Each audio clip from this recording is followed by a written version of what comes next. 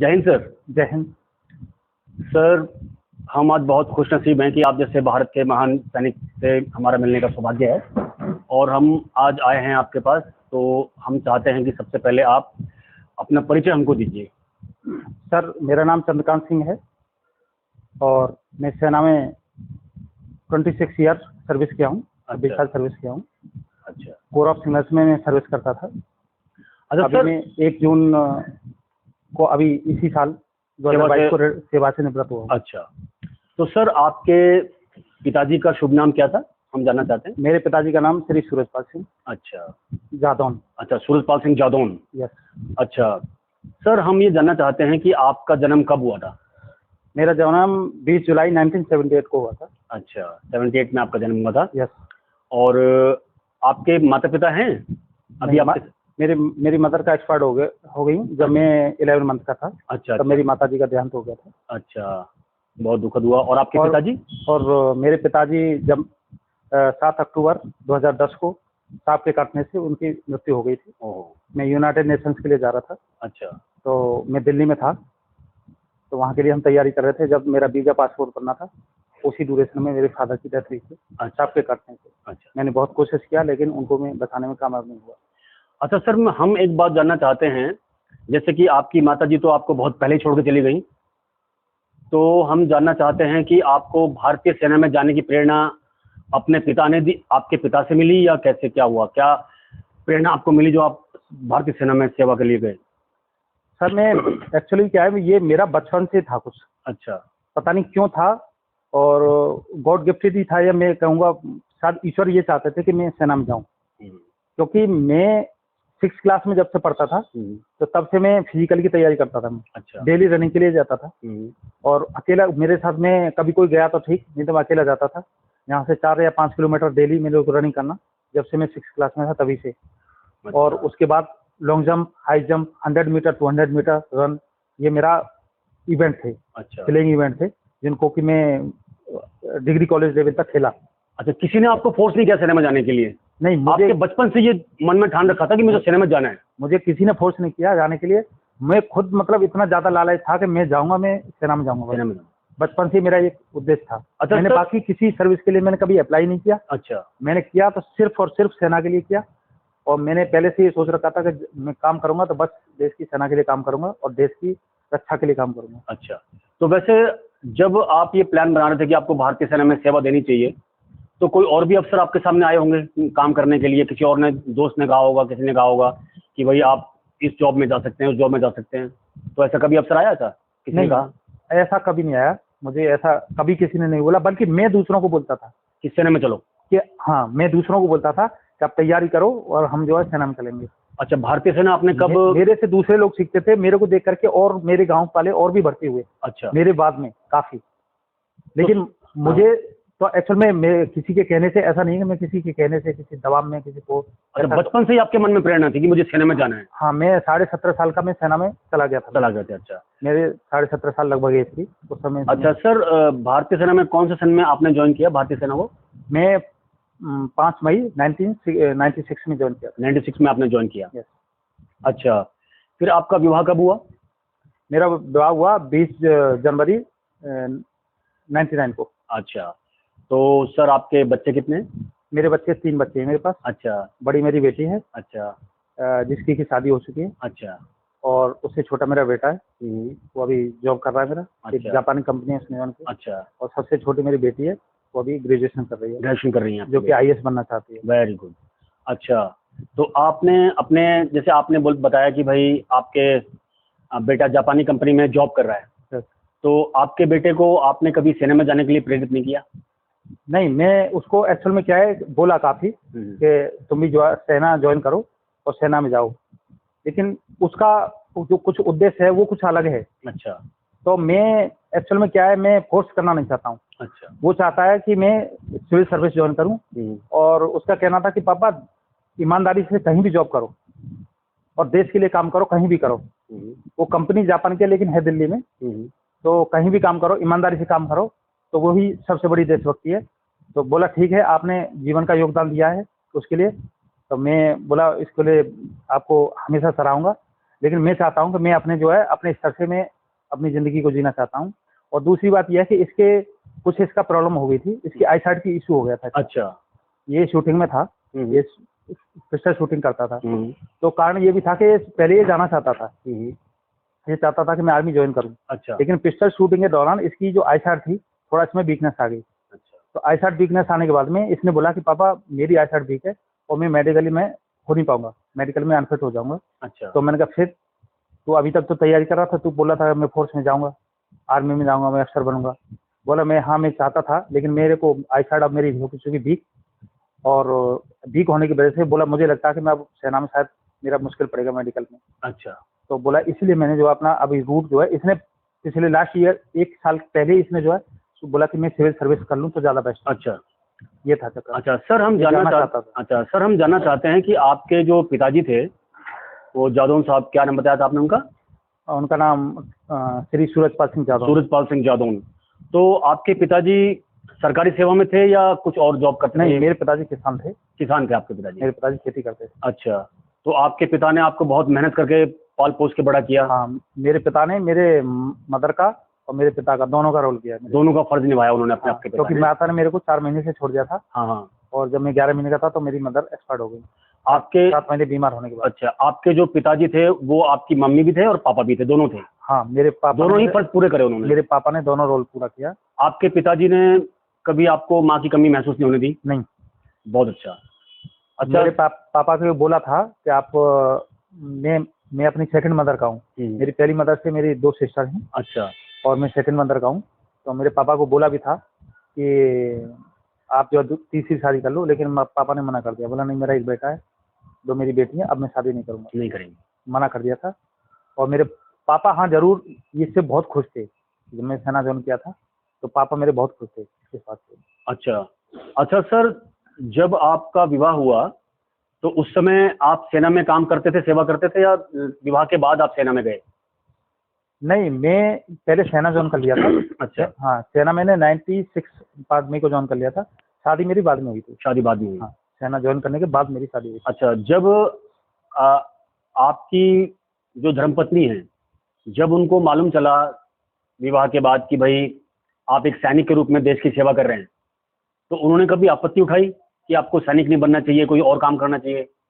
नहीं, मेरे वाइफ ने कभी नहीं बोला, क्योंकि मेरी वाइफ जो है खुद एक सैनिक बैकग्राउंड से है। अच्छा। जो मेरी जो वाइफ के जो भाई हैं बड़े, वो खुद आर्मी में थे उस समय पर। अच्छा। और वो जीआर में, अच्छा। जीआर रेजिमेंट में थे। अच्छा। तो वो खुद एक सैनिक परिवार से हैं। तो उन्होंने ऐसा कभी मेरे को नहीं बोला कि आपको सेना में ज्वाइन नहीं करनी चाहिए थी या मैं लायक नहीं करती, ऐसा कभी कुछ उसने कभी नहीं कुछ बोला। नहीं बोला? हमेशा बोला जब भी मैं गया मुझे खुशी से विदा किया उसने, और हमेशा साथ दिया मेरा, ऐसा कुछ नहीं। अच्छा सर, आपने भारत की तरफ से किसी युद्ध में हिस्सा लिया?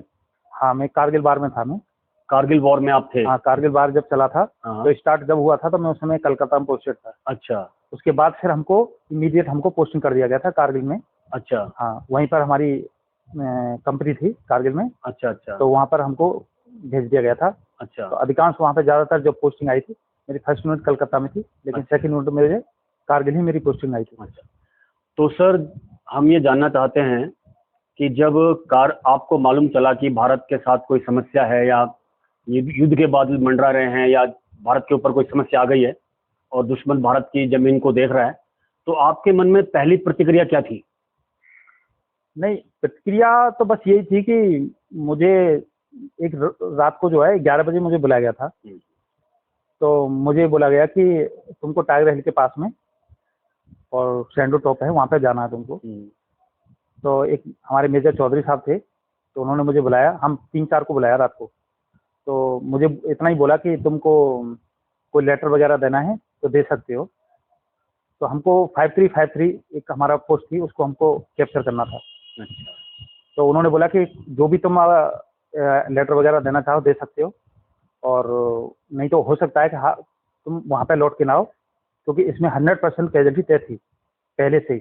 डिक्लेयर था कि जो भी ये जाएंगे ये 100% इनकी कैजुअल्टी होगी और ये मारे जाएंगे। अच्छा, तो बोलिए। उसके बाद फिर मैंने बस अपने जो सीनियर थे हमारे मेजर साहब थे, चौधरी साहब, उनको यही बोला कि साहब ठीक है, लेटर क्या देना है, अगर जिंदा रहे तो ठीक है, घर जाएंगे लौट के, मर गए, उस समय लेटर चलते थे, और मर गए तो ठीक है, हमारी सम्मान सहित डेड बॉडी घर भेज देना, बस इतना ही काफ़ी है। अब लेटर क्या भेजना, अब तो जो जीतना है तो बस जीतना है, जंग बस देश पहले, हम बाद में, बस इतना ही बोला मैं। अच्छा, तो सर हम आपसे ये जानना चाहते हैं कि आपके हिसाब से या आपकी नॉलेज के अनुसार ऐसी कौन सी बात है जो एक सैनिक जब युद्ध में जाता है या देश की सेवा करता है या देश की सेवा में अपना जीवन समर्पित कर देता है, तो वो अपने बीवी बच्चों को, अपने माता पिता को, अपने पड़ोस को, अपनी संपत्ति को, सबको भूल जाता है? सबको भूल जाता हाँ, है। ऐसी क्या बात है आपके ख्याल से, क्या है उसके अंदर ऐसा जो सबको भूल जाता है, अब सिर्फ देश को याद रखता है वो? उस समय हमारे जो दिमाग में रहता है ना, सिर्फ जहन में, तो जैसे कि अभी मैं था, मेरे घर पे बस मेरी वाइफ थी और मेरे उस समय पिताजी थे, मेरे बच्चे भी नहीं होते तब तक, तो लेकिन मैंने कभी इसकी परवाह नहीं किया कि मेरे घर पर कोई नहीं है, और मैं घर पर बात भी नहीं करता था। तो मेरे दिमाग में ये रहता था बस कि हमको बस किसी भी तरीके से अब युद्ध लड़ना है, और लड़ना है और बस जीतना है, देश को जिताना है बस। और मैं जिंदा रहा या मरा, मेरे लिए मैं बचूंगा या नहीं बचूंगा, ये मैंने कभी, मेरे दिमाग में आया ही नहीं कभी, मैं सोचता ही नहीं था उस समय। और मैं नहीं, कोई भी सैनिक उस समय ज्यादा ये इस बात की सोचता नहीं कि वो जिंदा रहेगा या मरेगा। अच्छा अच्छा। तो ये तो बोला ठीक है, बोला हमने एक सैनिक है तो उस धर्म को हमने स्वीकार किया, और उस धर्म को लड़ते लड़ते अगर ठीक है, अगर मृत्यु भी आई तो ठीक है, गले लगा लेंगे उसको। अच्छा, और जैसे भी है फिर ईश्वर मालिक है, जो भी हमारे परिवार की रक्षा करेंगे। आपकी नजर में देश पहले है? देश पहले हमारे। अच्छा, मतलब देश के लिए आप हो या कोई सैनिक हो, हमारे लिए कुछ भी छोड़ सकता है। हमारे लिए फर्स्ट में देश, उसके बाद मेरा परिवार, और जो भी है सब कुछ उसके बाद पीछे होता है। अच्छा, सबसे पहले हमारा नेशन फर्स्ट। अच्छा सर, हम ये जानना चाहते हैं कि जैसे आपका जब विवाह हुआ था तो आप अपने जो आपकी जो धर्म पत्नी है उनको आपने विवाह से पहले देखा था या विवाह के बाद ही देखा? नहीं, मैं विवाह के बाद देखा था। विवाह के बाद आपने अपनी पत्नी को देखा? विवाह के बाद देखा। अच्छा, विवाह के बाद ही आपने अपनी पत्नी को देखा। अच्छा, तो सर हम ये जानना चाहते हैं, जैसे कभी भारतीय सेना में रहते हुए आपके सामने कोई समस्या पेश आई? कोई समस्या आपको लगा, ऐसा कोई समस्या आ रही है आपके सामने? नहीं, चैलेंजेस तो बहुत आते हैं। अच्छा, सेना में रहते हुए, सेना का तो जॉब ही ऐसा है कि चैलेंज से भरा हुआ है। बहुत चैलेंज आते हैं सेना में, कि हमने जो एक बार चाइना बॉर्डर पे थे तो हमने करीब 5 महीने बर्फ का पानी पी के हमने जिंदा रहे थे। अच्छा, क्योंकि हाइट वहाँ पे इतनी थी, वहाँ पे बिजली भी नहीं थी, कुछ सुविधा नहीं थी, और हमारे पास कुछ नहीं था, सिर्फ दाल चावल बच गए थे, तो उसी को खा करके हम चलते रहे, क्योंकि पीछे 4 फीट बर्फ जमी हुई थी, और पीछे से रास्ता बंद हो चुका था, और गाड़ियाँ भी बंद हो चुकी थी, तो हमारे पास कुछ नहीं था, जो हमारे पास था उसी को हम खा के चलते रहे। और लेकिन ये कि हाँ, हमने इस चीज़ की कभी परवाह नहीं किया कि हमको कितना खाने को मिलता है, क्या है, कुछ नहीं, ये नहीं, ऐसा हमने कभी परवाह नहीं किया। हमने बस ये सोचा कि हम यहीं हैं यहाँ पे, हमको बस अपने ड्यूटी से पीछे हटना नहीं है किसी भी कीमत पर। अच्छा, अगर हम भूखे भी मर गए तो ठीक है, वो भी चलेगा, बट हम पीछे नहीं हटेंगे। अच्छा सर, हम ये जानना चाहते हैं कि कई बार हमने देखा है कि सैनिक के जीवन में कुछ समस्याएं आती हैं, तो समस्याएं वो कैसी कैसी समस्या हो सकती है, समस्या कैसी हो सकती है? सैनिक के जीवन में तो देखो, समस्याएं तो इस तरीके की आती हैं कि कई बार क्या होता है कि सैनिक अपना एक ड्यूटी निभा रहा होता है, और वो बॉर्डर पर खड़ा होता है, और पीछे से ऐसे बहुत हुए हैं, और ऐसा मेरे साथ भी हुआ है कि उसके परिवार को जो परेशान किया जाता है। अच्छा, पीछे से तो परेशान किया जाता है, तो उसमें, जबकि ऐसा नहीं होना चाहिए। होना ये चाहिए कि देश के प्रत्येक नागरिक को, और जो भी एडमिनिस्ट्रेशन में बैठे हुए हैं उनको भी उसके परिवार का पूरा ध्यान रखना चाहिए, क्योंकि जब तक सैनिक अपनी ड्यूटी को अच्छी तरीके से नहीं निभा सकता, जब तक कि उसके परिवार उसका सुरक्षित न हो, और उसको परिवार की तरफ से एक हमेशा खुशखबरी का समाचार न मिलता रहे कि हाँ, हम ठीक हैं, तुम चिंता मत करो और आप अपनी ड्यूटी करो। अच्छा, क्या समस्या सर आपके सामने आई थी? हमारी समस्याएं कुछ घरेलू समस्याएं आई थी, कुछ विवाद था हमारे घरों को लेकर के। मेरे फादर की डेथ होने के बाद कुछ ऐसी समस्याएं हैं कि जो मुझे उस समय में ऐसे लेवल पे आ गया कि मुझे शायद नौकरी छोड़ना पड़ेगा।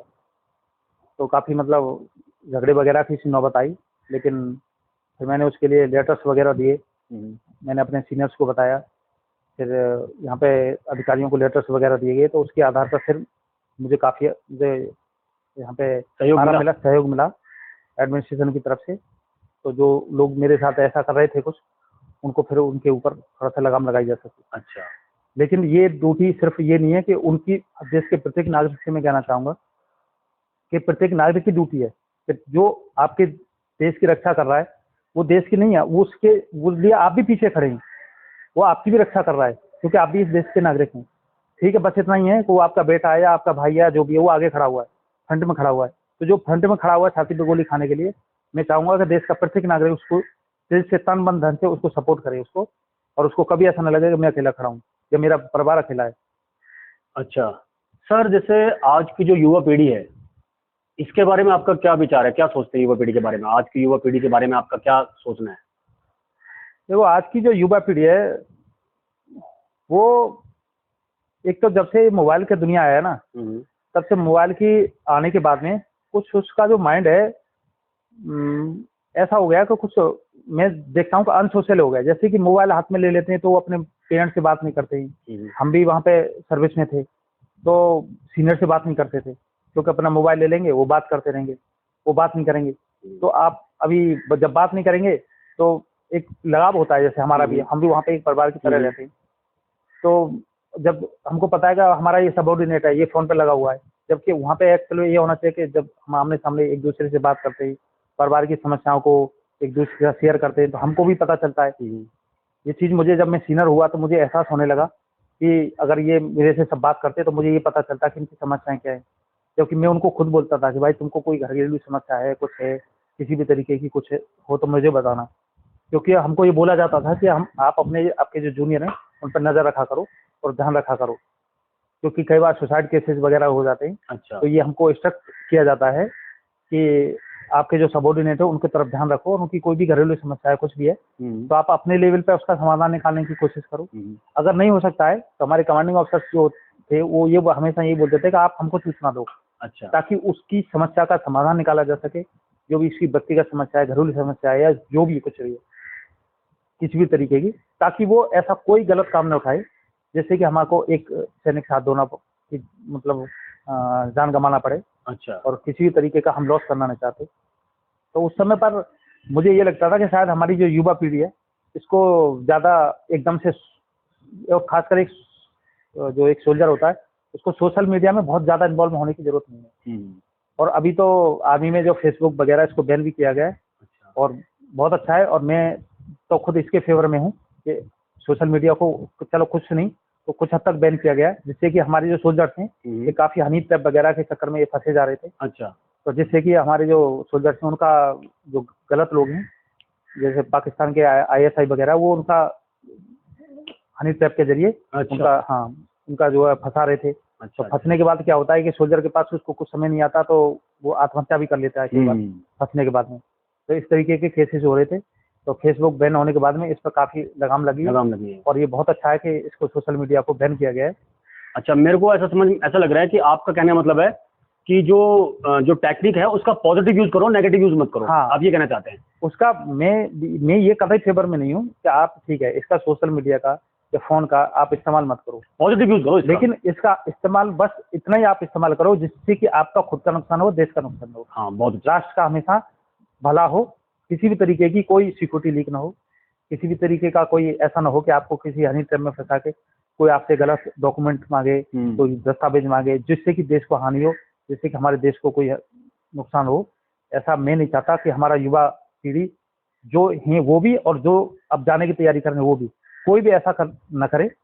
बस हमारा अखंड भारत है, और बस इस अखंड भारत को हमसे जितना हुआ हमने अपने जीवन में किया, हमसे बुजुर्ग थे वो जितना हुआ उनसे करके आए, उन्होंने हमको हैंड ओवर किया।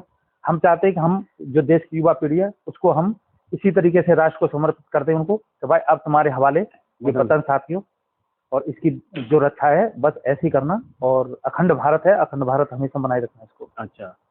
अच्छा सर, हम आपसे जानना चाहते हैं कि अगर हम आपसे कहें कि सरकार को कुछ सलाह दीजिए, तो आप सरकार को क्या सलाह देना चाहेंगे? बस मैं गवर्नमेंट को एक ही बात कहना चाहूँगा कि आर्मी, एयरफोर्स और नेवी, अब इनकी ही पेंशन बची है, 3 सेनाओं की पेंशन बची है। तो मैं इसमें एक ही रिक्वेस्ट करना चाहूँगा कि इनकी पेंशन को किसी भी तरीके से बंद करने की न सोचा जाए, क्योंकि एक सोल्जर की अगर पेंशन बंद होती है तो उससे उनके मोराल पर भी असर पड़ेगा। और एक सोल्जर जो है वो बहुत कम उम्र में सर्विस उसकी मतलब घर आ जाता है छोड़ करके। तो उसमें उसकी ज़्यादा से ज़्यादा एज रहती है, 35 साल होती है, 40 साल एज होती है, या हद से ज़्यादा 45 होगा बस। तो उतनी कम उम्र में वो घर पे आ चुका होता है। तो उसके सामने बहुत बड़े चैलेंजेस होते हैं। आज की तारीख में सिविल सर्विस मिलना बड़ा कठिन है।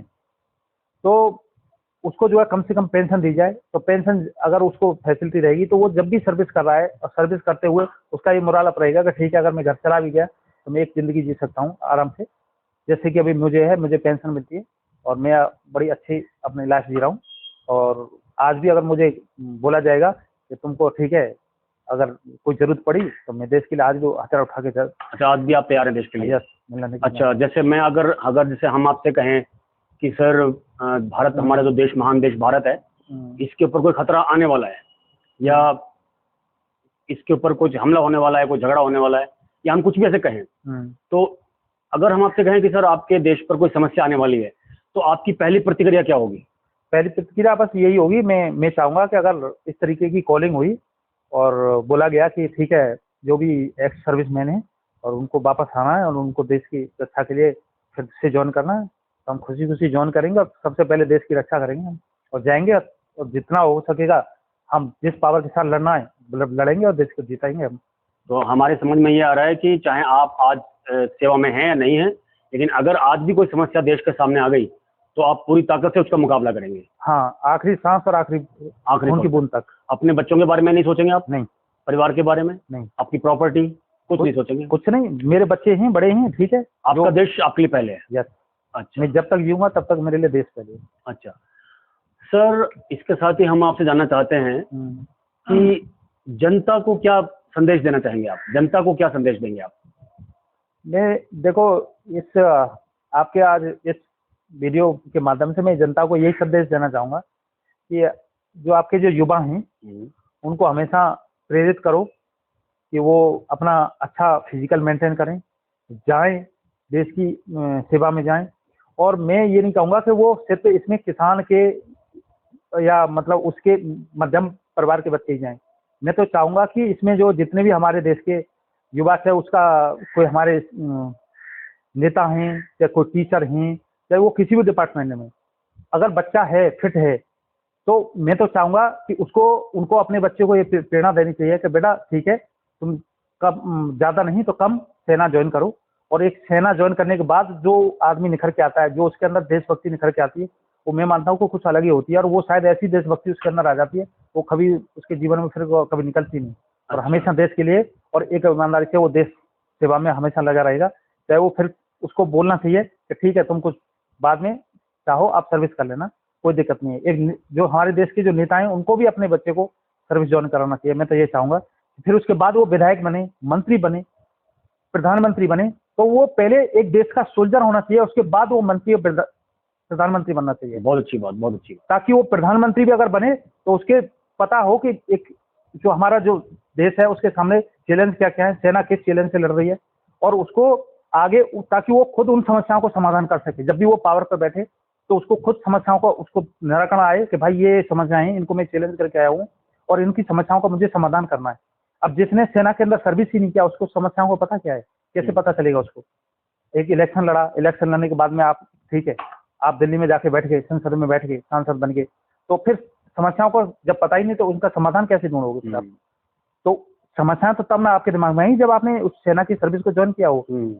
उसके बाद फिर ठीक है, बनो। ये मैं तो कहता हूँ कि ये मस्ट होना चाहिए कि जो भी है हमारे देश का, जो भी नेता बनेगा या कुछ या प्रधानमंत्री बनना चाहता है या एक प्रांत का मुख्यमंत्री बनना चाहता है, जो भी है, उस सब के लिए सैनिक वाली फीलिंग उसमें होनी चाहिए। सैनिक वाली फीलिंग, उसके अंदर एक सैनिक वाली फीलिंग होनी चाहिए हमेशा। क्योंकि मैं मानता हूँ कि जिसके अंदर सैनिक वाली फीलिंग है वो देश को हमेशा आगे लेकर जाएगा। फिर ऑटोमेटिक कम हो जाएगा और इससे भ्रष्टाचार पर बहुत लगाम लगेगी। उस पर भ्रष्टाचार, क्योंकि जो हमेशा नेशन को फंस जाएगा तो उसके लिए भ्रष्टाचार तो बहुत पीछे रह जाएगा। तो वो हमेशा देश को आगे बढ़ाने की सोचेगा और ये चाहेगा कि मेरा देश जो आगे बढ़े और कितना पावरफुल कंट्री बने। आजकल के नेताओं के बारे में क्या सोचते हैं आप? आजकल के नेताओं के बारे में क्या सोचते हैं? बिना नाम बताए। नाम नहीं, आजकल के जो देखो नेता हैं, मैं जहाँ तक समझता हूँ कि कुछ नेता हमारे ऐसे हैं कि जो ईमानदारी से कार्य कर रहे हैं, जैसे कि अभी मोदी जी हैं, हमारे योगी आदित्यनाथ जी हैं, हमारे उत्तर प्रदेश के जो मुख्यमंत्री हैं, ये हैं, ये बहुत अच्छा काम कर रहे हैं और एक ईमानदारी से काम कर रहे हैं। इनकी ईमानदारी और देशभक्ति, इनकी निष्ठा, इनका देश के प्रति प्रेम, इस पर तो कोई सवालिया निशान लगाया नहीं जा सकता। जनता उनको पसंद करती है बहुत। हाँ, इनको जनता बहुत लाइक करती है, लेकिन इनके पीछे जो खड़ी हुई जो टीम है, वो खाली लोगों ने क्या किया है, अब जैसे कांग्रेस में थे तो भारतीय जनता पार्टी में आ गए, दूसरे में थे पार्टियों में थे, समाजवादी में थे, वो इधर से आ गए ज्वाइन करने के बाद। लेकिन क्या है कि उनकी जो एक जो श्रद्धा है ना, वो अभी मुझे नजर नहीं आती है, जो कि एक्चुअल में जो इनकी है, जो हमारे शीर्ष जो नेतृत्व है, इनकी जो श्रद्धा है, जैसे मोदी जी हैं, अब जब से बने हैं, जब से बस राष्ट्र को ऊपर ही लेके जा रहे हैं हमेशा, तो प्राउड फील हो रहा है कि हाँ चलो हमारे देश के कोई प्रधानमंत्री है। आज भी वो वर्ल्ड के जो पॉपुलर लीडर हैं उसमें एक नंबर पर हैं वो। हमारे योगी आदित्यनाथ जी हैं, बहुत अच्छे नेता हैं। तो ऐसे नेताओं की जरूरत है, लेकिन ऐसे नेताओं के पीछे जो खड़ी हुई जो सबॉर्डिनेट टीम है, जो भी विधायक हैं, सांसद हैं, मैं चाहूंगा कि वो भी उसी कर्तव्य निष्ठा के साथ, उसी देश प्रेम के साथ, और जैसे इनकी इच्छा है कि करप्शन फ्री अपना देश को बनाया जाए और एक ईमानदारी के रास्ते पर देश को लाया जाए और अच्छी तरीके से बनाए, तो मैं देश के नेताओं को ये बोलूंगा कि इनका पूरा भरपूर सहयोग करो और इसी तरीके से इनके साथ जैसा चाहेंगे ऐसा अगर इनके साथ एक टीम खड़ी होगी, मजबूत टीम खड़ी हो, तो ये देश आगे बढ़ेगा और ऐसे ईमानदार नेता बनो जैसे कि ये हैं। अच्छा सर, हम आपसे जानना चाहते हैं कि आपके शौक क्या क्या हैं? सर मेरा एक्चुअल बचपन से जो शौक है वो मैं एथलेटिक्स का प्लेयर था। अच्छा। मेरा long jump, high jump, 100 metre, 200 metre run, ये मेरा बहुत अच्छा था और मेरा आज भी है। मैं जिस दिन मैं सेना छोड़ करके आ रहा था, मैं उस दिन मैंने भी ऐसी मजाक में बोला था कि आज भी अगर चाहे तो मेरे से कोई 100 मीटर स्प्रिंट लगा सकता है। अच्छा। तो मेरे जो यूनिट के जो यंग थे उसमें से 3-4 ने कोशिश भी किया। मैंने कहा आज अब मैं जा रहा हूँ, तो जाते समय कभी ये मत बोलना कि हमारे जो सीनियर्स थे वो ऐसे ही थे, आज भी चाहो तो मेरे से कोई कम्पीट कर सकता है। तो मैं आते समय भी, मैं एक दिन पहले भी नंबर 1 पे 100 मीटर में मैं सेना छोड़ के आया था। अच्छा। तो मेरा जो शौक है, मुझे बॉडी बिल्डिंग का बहुत अच्छा शौक है। मैं गाना गाने का मुझे शौक है, म्यूजिक का बहुत शौक है आपको? हाँ, म्यूजिक का बहुत शौकीन हूँ। अच्छा, तो सर म्यूजिक जैसे आपको म्यूजिक का बहुत शौक है, तो आप गाना गाते हैं और कोई इंस्ट्रूमेंट प्ले भी करते हैं कोई आप? हाँ, मैं हारमोनियम। अच्छा, आप हारमोनियम प्ले करते हैं? हारमोनियम प्ले करता हूँ। अच्छा, कोई गाना आपको याद आ रहा है अभी जो आप गाना चाहेंगे, जो हमको सुना दीजिए, 2 लाइन सुना दीजिए, 2 लाइन। तो मुझे तो बस मैं देशभक्ति के गाने ही गाता हूँ, या मैं तो देशभक्ति के गाने मुझे पसंद है और मुझे कृष्ण भगवान को मैं अपना इष्ट देव मानता हूँ। अच्छा। उनके गाने सुनता हूँ। सुनाइए कोई 2 लाइन। हे मेरे वतन के लोगों, तुम खूब लगा लो नारा, ये शुभ दिन है हम सबका, लहरा लो तिरंगा प्यारा, पर मत भूलो सीमाओं पर वीरों ने जान गंवाई, कुछ याद उन्हें भी कर लो, कुछ याद उन्हें भी कर लो, जो लौट के घर ना आए, जो लौट के घर ना आए। हे मेरे वतन के लोगों, तुम खूब लगा लो नारा, ये शुभ दिन है हम सबका, लहरा लो तिरंगा प्यारा। बहुत खूब, बहुत खूब। आपके गीत को गा के तो सर आपने गीत गाया और आपके गीत को सुनकर तो मेरे रोंगटे खड़े हो गए। बहुत अच्छा आपने गीत गाया और भगवान ने आपको वरदान भी दिया है। अच्छा, आप इंस्ट्रूमेंट में हारमोनियम पे प्ले करते हैं आप? हाँ, मैं हारमोनियम प्ले करता हूँ। अच्छा। मैं जब भी मुझे दिल करता है तो मैं देशभक्ति गाना गाता हूँ। अच्छा। और हारमोनियम प्ले करता हूँ। बस देशभक्ति और भगवान की भक्ति के गाने, बस वही मुझे पसंद है। अच्छा, हम आपसे जानना चाहते हैं एक बहुत ही ऐसा सवाल कि आपकी जो धर्मपत्नी है उनसे कोई शिकायत है आपको अभी तक? नहीं, मेरी धर्मपत्नी मेरी बहुत अच्छी है। अच्छा। हाँ, मेरी धर्मपत्नी इतनी अच्छी है कि उसने मेरा हमेशा साथ दिया है। अच्छा। हाँ, संकट में वैसे वो उसने मुझे कभी भी अपना ज़्यादा मतलब अपनी जो समस्या है मुझे कभी नहीं बताया, नहीं बताया। और हमेशा वो मेरे साथ खड़ी रही, इसलिए मैं इतना सर्विस कर पाया हूँ। नहीं आपने तो जिस परिस्थिति में मैं था, हाँ। अगर मेरा धर्मपत्नी मेरा साथ नहीं देती तो शायद मैं इतना सर्विस नहीं कर पाता। और मैं इस वीडियो माध्यम से मैं ये कहना चाहूँगा कि हर सैनिक की पत्नी को उस सैनिक का साथ जरूर देना चाहिए, चाहे वो कोई भी है। तो उसको ये समझना चाहिए उसकी पत्नी को कि मेरा जो पति है वो बहुत बड़े चैलेंज में खड़ा हुआ है, तो उसको छोटी मोटी समस्याएं हैं, घरेलू समस्याएं, उसको न बता के उसको अपने लेवल पर उसको सॉल्व करना चाहिए, और उसको बहुत ज्यादा हमेशा जो है फोन पर बता करके उसको ज्यादा टेंशन देने की जरूरत नहीं है। हाँ, आपकी जैसे आपने बताया कि आपकी जो धर्मपत्नी है सैनिक परिवार से बैकग्राउंड है इनका। हाँ, इनके परिवार में सैनिक लोग भी हैं ना? अच्छा। मेरे जो ब्रदर इन लॉ है, मेरे पत्नी के बड़े भाई, हाँ, वो आर्मी में थे, जीआर रेजिमेंट में थे। अच्छा अच्छा, क्लर्क थे वो। अच्छा अच्छा, वो भारतीय सेना में सेवा कर चुके हैं। हाँ। अच्छा, अब सर हम आपसे जानना चाहते हैं कि कुछ ऐसा काम जो आप करना चाहते हैं और अभी तक नहीं कर पाए, है कोई ऐसा काम या कोई लक्ष्य हो आपका जो आप पूरा करना चाहते हो अभी तक नहीं हो पाया? बस जो लक्ष्य है, बस वो लक्ष्य तो यही है कि एक जो मेरा जो राष्ट्र है ना वो पावरफुल राष्ट्र बने। अच्छा। हाँ, उसको लेकर के मैं चल रहा हूँ, और जिस लेवल पर मैं था उस लेवल पर मैंने क्या कर सकता था मैंने करने की कोशिश किया। अच्छा।